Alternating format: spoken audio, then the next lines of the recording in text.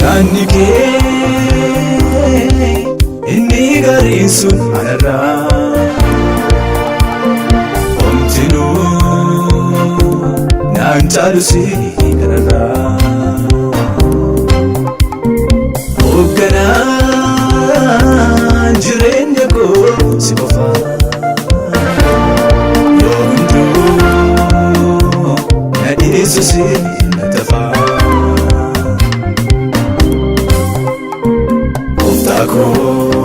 Ansi godheera filannoo koo asitti hin laafessu hidhannoo koo. Gooftaa koo ansi godheera filannoo koo asitti hin laafessu hidhannoo koo.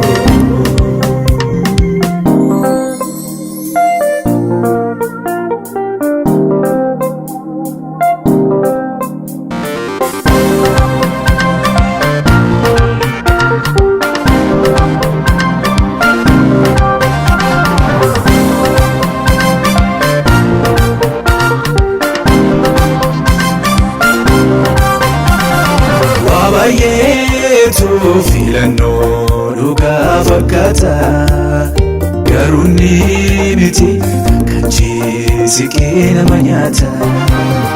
Dhaabadhee laaleen fuudheewanii mataan si duukaa kan sitti siqee sirannaa malee barruun keenyuun kuukaa.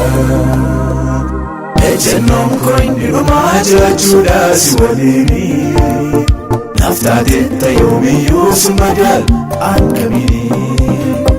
Ejjennoon koo inni dhumaa jiraachuudha si waliini naftaatetta yoomiyyuu suma daal akkamiini.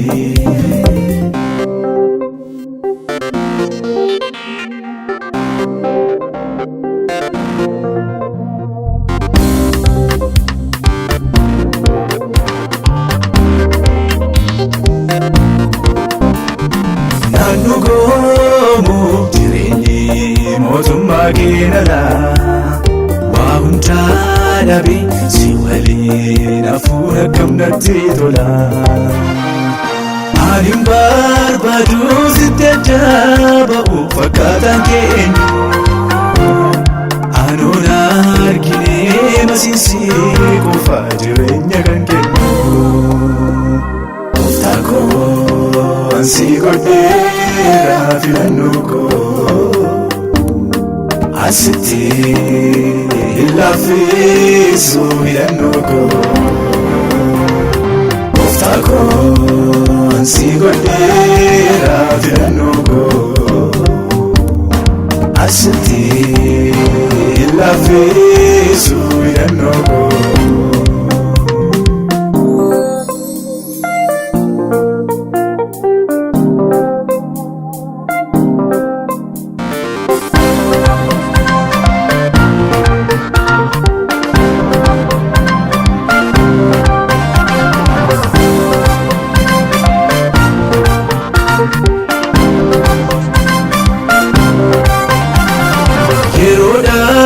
Fi harki namaa bulee nufi fida takkachiisike ilmasaan qatee fiidhaan ba'uu dida.